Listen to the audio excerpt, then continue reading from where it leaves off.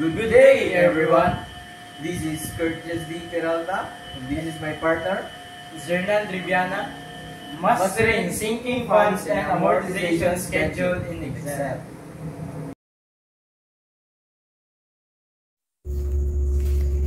In amortization, you repay a loan through regular payments. Each payment covers interest plus a portion of the principal. Over time, the loan decreases until it reaches zero. While a sinking fund is a savings plan to accumulate money for a future expense, regular contributions are deposited and earn interest. Over time, the fund balance increases until it reaches the target amount. So in short, amortization is equal to paying off a debt over time, while sinking fund is saving for a future obligation over time. So this is our objectives. Define key concepts related to amortization and sinking funds. Differentiate amortization schedule from sinking fund schedule. Construct amortization and sinking fund schedules using Excel. Apply Excel functions like the PMT or the payment, FV or the future value, the NPER or the number of periods, and the rate to generate financial tables. And interpret schedules to support basic financial decision making.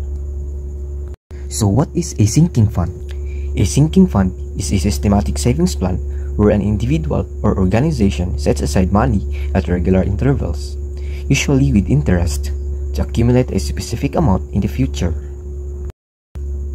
So a sinking fund is created to, first, prepare for a future expense, such as building repairs, equipment replacement, or project funding. Second is avoid large one-time payments. So instead of paying a big amount all at once, smaller periodic deposits make the goal easier to manage. So third, ensure financial readiness. Organizations like school, companies, or governments use sinking funds to guarantee that money will be available when needed. So fourth is reduce financial risk. So for loans or bonds, sinking funds help ensure lenders that the borrower will be able to repay. So a sinking fund is a disciplined way to save a future financial obligation by making regular deposits that earn interest over time. So these are the key concepts. So contributions are the regular payments placed into the sinking fund. And interest is the amount earned by the money already in the fund. And the future value is the total amount accumulated at the end of the time period. So in a sinking fund, the goal is to reach a specific future value. So in short, contributions is equal to what you put in regularly, and the interest is equal to the extra money the fund earns, and the future value is equal to what you aim to have at the end or the future. So together, they ensure the future financial obligation can be met in a manageable and systematic way. So let's try this problem. Mr. Triviana, an acting principal of a highly known school, wants to accumulate $450,000 in 5 years for a planned classroom renovation. He decides to set up a sinking fund that earns 6% interest compounded quarterly. So how much should Mr. Triviana deposit at the end of every quarter to have $450,000 after 5 years? Let's try this problem using Excel, and we're gonna create our sinking fund schedule. So I'm now using the Microsoft Excel. So let's create the sinking fund schedule. So first, let's identify our PV or the present value. So sinking fund man, so 0 ay yung present value. So just need to input 0.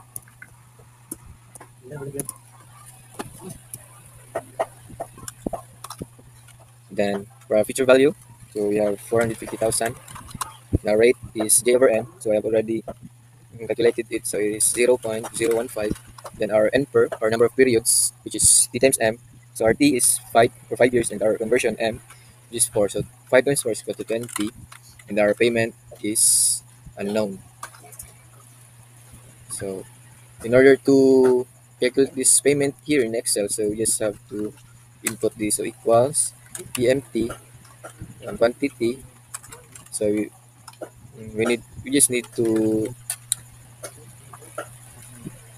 use this guide. So rate, comma, N per number of period, then PV, which is the present value, comma, then we need to the future value must be negative. So future value. And then na code 3 zero itong pilion kay end of the period man. Then quantity is up and enter. So mo na to ang payment for the whole transaction or for the problem. So it is 19,460.58. The next is imo ta sa to ang sinking fund na schedule. So unang period, so 20 man tong period, so 20 pud ang butang. Then highlight, then drag sa ubos hangtod sa ika-20 nga ka-20th nga period. So input na ta sa tuang nga input ta una sa itong balance. So sinking fund man, so maguna ta sa beginning balance nga 0. And our payment is i-input po nato itong payment. Itong interest kay beginning balance times sa tuang rate. So 0 man itong beginning balance, so 0 po na tuang interest. So increase in funds, so i-add lang nato ang payment plus ang atong interest. So in our outstanding amount, i-add lang ang i-equate po natin, i-add atong beginning balance o ang increase in funds. So makuha na itong outstanding amount. So next period, so dili lang ta kutob sa second nga period kay pwede man na nato ma-automatic nga makuha to ang kailangan na i-calculate na kanang pwede mo para madali. So beginning balance, i-kapihan lang nato ato ang outstanding amount sa unang period. So, and then sa payment, i-copy lang dyan po na itong payment. Pero, since nga constant man itong payment, so magamit man siya nga nilang, kada period man so ito ang before and after sa letter, mabutang taog, $sign, and enter. So, sa ito ang interest, kay equate na to, beginning balance times tuang rate. So, since nga constant po na tuang rate, before and after, sa letter, magbutang dyan punta og $sign and enter. O sa ito ang increase in funds, i-add lang nato, equate na to, i-add nato ang payment o ang interest na equals.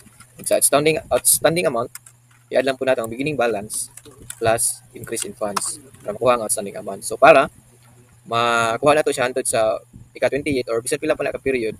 So kani kay sa 28th period pa naman So kani ano na nato. So i-highlight na to ang period sa to tandaan nato sa outstanding amount nya i-drag pababa na to. Nara. So ang goal ani is ang isa ika-28th nga period nga outstanding amount is pareho sa given nga future value na to. So dria is sa ika-28 is 450,000 and sa future value na to nga dapat ma-accumulate ni Mr. Triviana is 450,000. So tama to ang dala to ang sinking fund nga schedule. Amortization schedule in Excel. So, what is amortization? Amortization is a process of paying of a loan through regular fixed payments over a specific period. Each payment includes a portion of principal, which is the amount borrowed, and interest, cost of borrowing.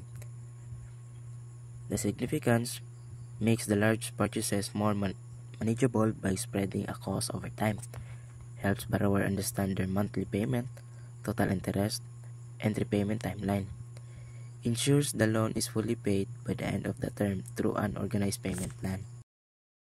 next is the key concept. Principal, the amount of money borrowed. Interest, the cost of borrowing based on the interest rate. Long term, the total time given to repay the loan. So let's try this example. Mr. Jefferson wants to buy a motorcycle and will pay 4,585.08 at the beginning of every month. The Badiak All Company charge an interest rate of 18% compounded monthly and the loan will be fully paid after 1 year. Find the present value of the loan. So we are here on Excel, no? So to find the present value, we have the given NPER, rate, PMT, then future value. So ang NPER din is siya to ang monthly payment. Then ang rate is J over M, which is 1.50%. Then the payment or PMT is equal to 4,585.08. To find the present value of amortization annuity due, we put equal sign, PV, open parenthesis, rate, comma, NPER, comma ulit. Then we put negative sign on the PMT. Then comma ulit, no? Then future value, comma, then 1. Ganong 1 man. Tungod kay beginning of period man, annuity due. So, enter. So, the present value here is our beginning balance. So, we put equal sign here. Then, just like that. Then, why we put sa month is 12 month. Tungod kay 12 monthly payment.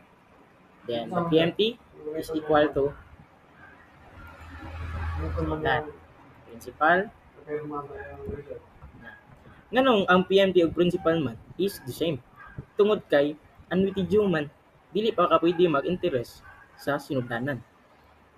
Then, dira na ka mag-interest if makuha na nimo ang payment after balance. So, para makuha ang payment after balance, put equal sign, beginning balance minus principal. And click enter. So, dili na tawag interest. Atong interesan is kini payment after balance. So, put equal sign, payment after balance times rate, which is ang interest. So, we get the interest. Then, the ending balance is we add the payment after balance and the interest. So, after balance plus interest. Then, click enter. So, our ending balance here is our beginning balance in the second month. So, we put this and click enter. Then, vice versa.